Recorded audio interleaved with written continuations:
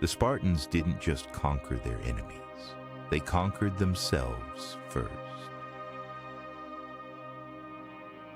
That is the sentence that separates them from every other civilization in history. Not the battles they won, not the enemies they defeated.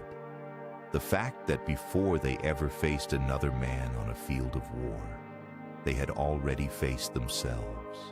Every weakness, every comfort, every excuse, they found it, they killed it.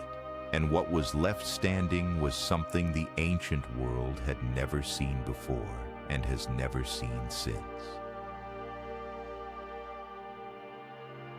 This is not a history lesson. This is a mirror, because the war they were fighting is the same war you are fighting right now, just on different ground, different enemies, same battlefield. The battlefield is inside you. Most people never fight that war. They go through life negotiating with their own limitations, making peace with mediocrity, telling themselves they will rise when the moment demands it, not realizing the moment has been demanding it every single day, and they have been retreating from it without even knowing. The Spartan knew, and they refused. He who sweats more in training bleeds less in war. Read that again. Not as a military strategy, as a life philosophy. Every hard conversation you avoid becomes a crisis you cannot handle. Every morning you skip becomes a version of yourself you never reach. Every time you choose comfort over the standard, you are bleeding, slowly, invisibly, in the moments that matter most. The Spartan didn't wait for the battle to find out what they were made of. They already knew, because they had been in the fire every single day before it arrived. You don't rise to the occasion. You fall to your level of preparation. That is the truth no one wants to hear, because it means there is no shortcut, no moment of sudden readiness, no version of you that shows up fully formed when life gets hard. There is only the person you have built, day by day, choice by choice, before the hard moment ever arrives. The Spartan built that person first. Everything else was the result. The Spartans do not ask how many are the enemy. They ask where they are.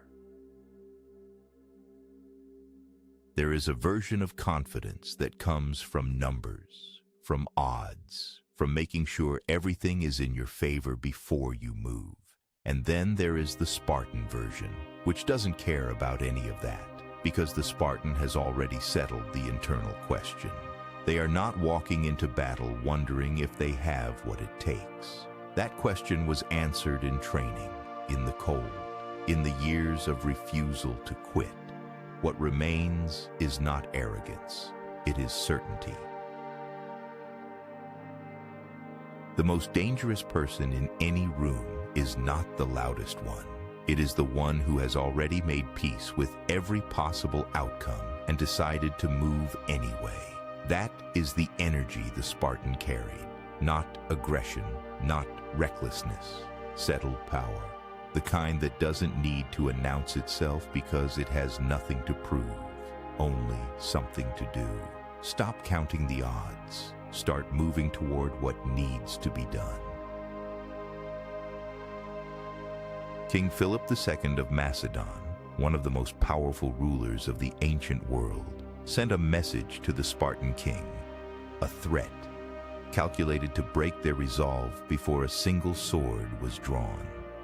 He wrote, "If I invade Laconia, you will be destroyed and never rise again." The Spartans replied with one word, "If." That is not bravado. That is not arrogance. That is a mind so anchored in its own identity that a threat from the most powerful army on earth couldn't even find a place to land.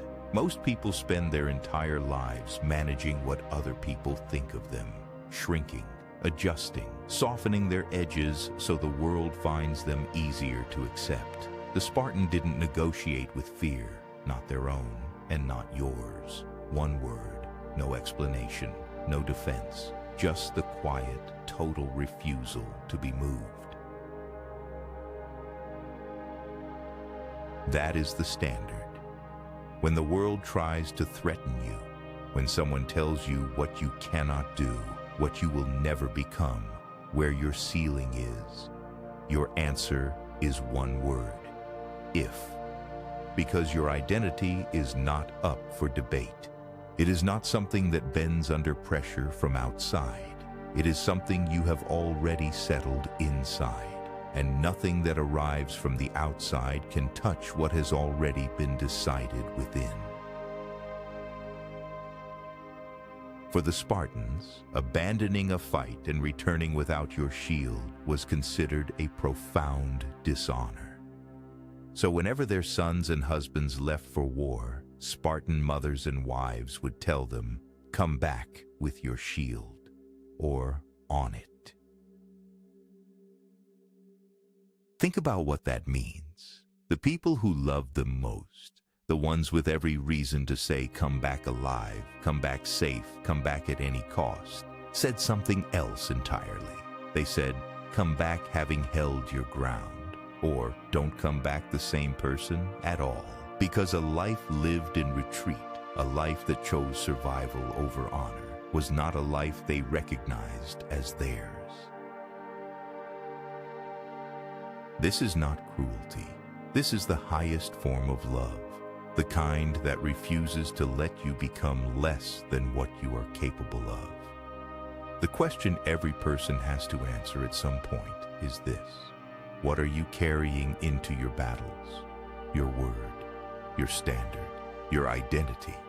And are you willing to come back with it, or not come back the same person at all? This is where we hold them. This is where we fight. This is where they die. Give them nothing, but take from them everything. Leonidas didn't say that to soldiers who had a plan for surviving. He said it to men who had already chosen the outcome that mattered. Not survival, victory, not retreat, the line. And the line held, not because they had more men, not because they had better odds, but because they had decided that this ground was worth everything, that this moment was the moment, that the only direction was forward. You have a line too, a place inside you where retreat is no longer an option, where the excuses stop and the decision begins. Most people never find it because they never push far enough to need it. They turn back before they reach the edge. But you are not here to turn back.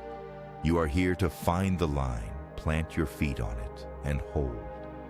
When everything comes at you, and it will, give them nothing, but take from them everything. The Spartan didn't become unbreakable by accident. They became unbreakable by choice, the same choice, made every single day, in every moment that offered an easier way out. You have the same choice, not once, not when you feel ready. Every morning, every time the easier road appears, every time the weight gets heavy and the voice inside you says, "This is enough, you've done enough. You can stop now." That is the moment. That is where the Spartan lives. Not in the battle, in the decision that happens before it. The decision to hold the standard when no one is watching. To sweat when it doesn't count yet. To carry your shield when the road is still quiet. Because the person who holds the standard in private is the person who holds the line when everything is on the table. You are building something. Every day that you choose the harder path, every morning you get up when you don't want to, every standard you hold when no one would notice if you didn't, you are laying stone. And one day, When the moment comes that demands everything you have, you will not have to wonder if you are ready. You will already know, because you have been building this version of yourself, brick by brick, choice by choice, long before anyone was watching. Come back with your shield, always, no matter what. Always remember, if you can be anything in life, be a Stoic.